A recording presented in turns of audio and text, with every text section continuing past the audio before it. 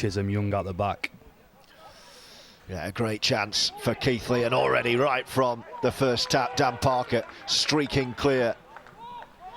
Feather waiting from dummy half, and then Everett carries it on right towards the post. You can see there Billy Gaylor waiting at first receiver. Feather again goes behind him. Dane Chisholm, little show, little go, little dance. Can he get there himself? He's just danced past all of them and then plants the ball down. Dane Chisholm with the dancing feet.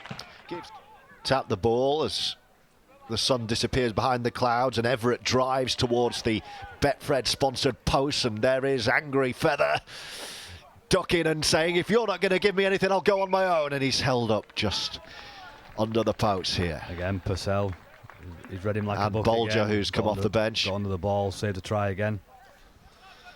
Yeah, he's had a great start. Keswick goes to the left-hand side. Miller floats one to find the extra man to fly into the corner, and there is try number 2. Just freed up the extra man, and the Cougars have to be patient but extend their lead into double figures. And he's been one of their standout players, Purcell. He restarts after the concession of that second try, goes long, goes deep. And you can see it's still blustery out there. Strong winds 7 days ago. And the same again here. Now can Keighley get up ahead of steam with the comfort now of that 2-score lead? Will that calm a few of the tensions within the team? They're eating up the metres up towards the 40. Looking, as you can see, to speed up the play of the ball, though, and work it down towards Webster on this near right-hand side. Powerful from Josh Lynham, shrugging off a couple, but unable to get the ball away. So Goro and Webster waiting down this right-hand side, but he goes a different way, does Lewis Young, and dancing towards the post. Electric turn of pace, and a wonderful try for Lewis Young, and Keighley now cutting free. Wide distance, here we go. Well, we've had the dress rehearsal and then the real thing. That's the captain, Jamie Prisk, taking the first carry. Conroy is the dummy half. He had Jones Bishop to his left-hand side. He goes to the big man, Bolger, to power forward. A strong carry. Gets his side to within 10. Just to the right of the post. Luke Collins this time will continue towards the right. Here's the danger man, Purcell, dancing through. Couple of metres short. Bolger wants it. First receiver. This near left-hand side. Here goes the big man. Can he crash over? Has he got the ball down? He's knocked on. The referee had a perfect view of that one. That could, perhaps should have been a Cornwall score. But Ball just put the ball down. The decision making of the Young when they went through before, kicked the ball out. A goal roll being put in touch. It just builds a frustrating picture for the Cougars and Reece Lovegrove. I bet you can't wait to get him in at half-time just to tell him about what... Now then, here we go with Luke Collins. He's going to need support, though. He was pointing where he wanted it, Liam Whitten. Great scrambling defence from the Cougars. Touch judges on, wants a quicker play of the ball than that. Oh, pass. Well, that's it. Pass the ball. Everyone kind of waited to see what was going to happen there, and there was no one ready. Has the moment gone? Collins again. Purcell's the man who can make it happen. Conroy fizzing it to this left channel. Towards the line goes Therese, but no way through. Jones Bishop back on that left side. Conroy again gives it to Jones Bishop. Has he got there? Try. Has he got in the corner for another score? Touch judge has got his flag in the air. He's having a word with Jake Webster. I think he's indicating that he didn't make it, you know. I think he was indicating he was in touch. He's not give the try. Is he give the try? I don't. My instinct was the way the touch judge moved there was that he thinks this is no try. I think that's try. Top of league with so much talent, so it's a good blueprint for Neil Kelly's side. That going forward, that's how you need to play the game. You need to keep the ball away from the opposition as much as you can. Early dab through from Miller. It's anyone's. If that ball stays in, it's a try. It does, and it is. Charlie Graham, the recipient. Beautifully weighted kick from Miller. So final throws of the first 40. Scrum down Cornwall. Purcell orchestrating proceedings. And then Whitten trying to slice his way through the line. Again, a bit of needle there on the ground. The referee, who is John McMullen today, the Rugby Football League official, has got his work cut out there. Bit feisty in the sunshine. I think he did really well to handle that issue that Keighley played, because there was an elbow, there was a hand in the face, and all week I think they would have spoke about being disciplined and not giving away cheap penalties, especially from Keighley's point of view. I think they'll get the decision here. I think It's going to his pocket as well. Yeah, I think Witten will get. Oh, hello. Yeah, I think that's right. It's a red card for the Cornwall fullback, Liam Witten. And they've reaped the rewards there, because now they get to play against a team with 12 men.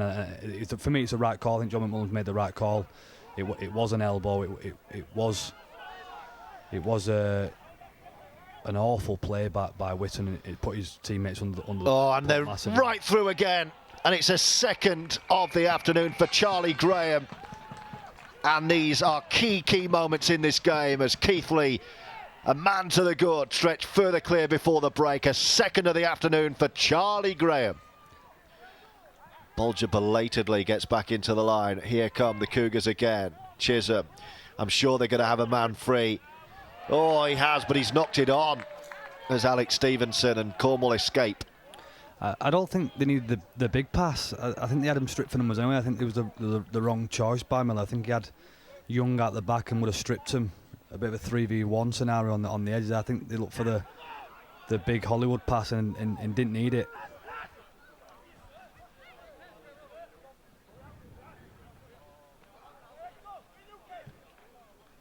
A nice offload. They're promoting the ball with Purcell. Perhaps they're just going to go for it second half. It's hard. Sometimes it sounds really daft, but sometimes it's really hard to play against 12 men, especially when you've got the ball, because you see space everywhere and you think every side's the right side to go to, but it becomes a bit much of an illusion, because the space soon disappears. So it's really difficult to play against 12 men. So I think that they've probably got the call right in terms of being direct through the middle and letting the space come to you as such, rather than go and chase it, which I think that's what Miller did there. I think he saw the space out wide and tried to throw the speculator to listen. I think the winger should catch it, but I think it does throw you into a bit of a false sense of security when you are playing against 12 men. You do see space quite a lot on both sides of the field, so patience is the key in them scenarios. Little dab through from Nathan Conroy, and he's got the ball back. Has he got support inside him? He has. And Cornwall are going to find the first try of the second half. Will Odgers diving down, made by his standoff Nathan Conroy. What can Keighley set up from here?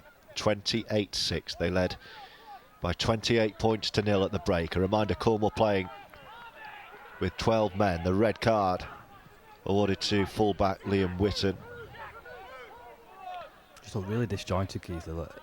It's like a play's been called and it's like they don't know the call, they don't know the play. It just looks very, very made up and disjointed.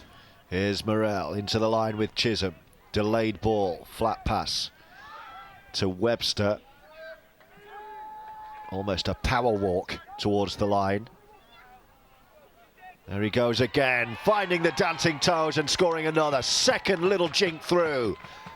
And Dane Chisholm is the danger man again. Just Spence. Again, yelling at the referee for a penalty of some sort, and a heartbreak. Lovely little offload, but it's gone to ground. Keswick is the cover man. And he's saying, just get on with it. Here we go. Broken play with a man free. And he's, it's a great turn of pace. I don't know why he checked Lewis Young. It looked like he'd done the hard stuff. Pulled up with a bit of an injury. I'm Juju. I thought he would have had the toll to get to the try line there. It looked like he'd carved the space for himself just to put the foot down and go. There's Graham, who's on a hat-trick. Still going, Graham. Can he get the offload away? Yes, he can. It's a walk-in score for Harvey Spence. Try number 7. As we edge towards the final quarter, this is where the damage could be done.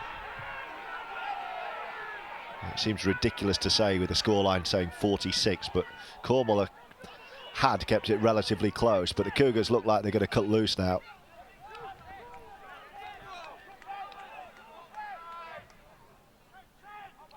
just looking for that extra man every single time. Chisholm, who's on a hat-trick, gives it to Webster. Agoro to power into the corner.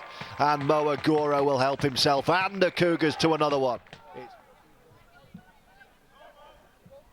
One winger and then the other. Mo Agoro. The pack getting a breather. Spence steps in. Gaylor first receiver left side. Chisholm lurking. Instead, it's Toby Everett wearing 35. Same combination lining up left-hand side. They switch it to Chisholm, who switches straight back to Miller.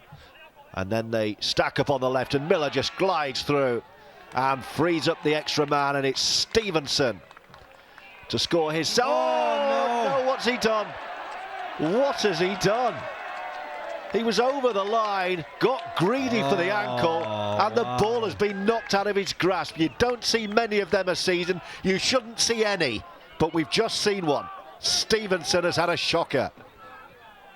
Yeah, a certain try. Well, it should still be a try here, so they pound the line again, but they should be back in their own half with the 6 points on the board. Chisholm. He's getting frustrated. That was one of those moments you should not see. Gaylor fizzes the ball to Miller. He says, well, I'm not going to risk passing the ball to you again. Goes to ground himself. Great, speedy changes of direction from the Cougars at the moment. They're all lining up to this left-hand side. Everett, Miller, they're all there. Short ball to the big man. And Toby Everett crashes over, and they do get the try that they should have had a couple of moments ago. Spence. That's a lovely turn of pace from Chisholm, and then Webster's away. He'll have Agoro back outside him, and Agoro will score his second try. Beautiful from Dane Chisholm, that change of pace up through the gears. Webster in support, and Agoro with the run-in for try number 2. There is Graham, one of those players on a hat-trick. Miller. Chisholm, who's another, floats the ball. Agoro's not going to be back in position enough to chase that. He was in the pack a moment ago. Yeah, strange kick by Chisholm. I don't think he checked where his wingers were. Yeah, he probably thought Agoro was there, but he just took the carry the play before, so strange one. I think both teams have probably had enough and I want this game to be over and done with. Get us out of here. Let's go and enjoy the rest of the Cornwall sunshine. What's been a beautiful weekend of weather. There's Mullally, who's banned for the next match.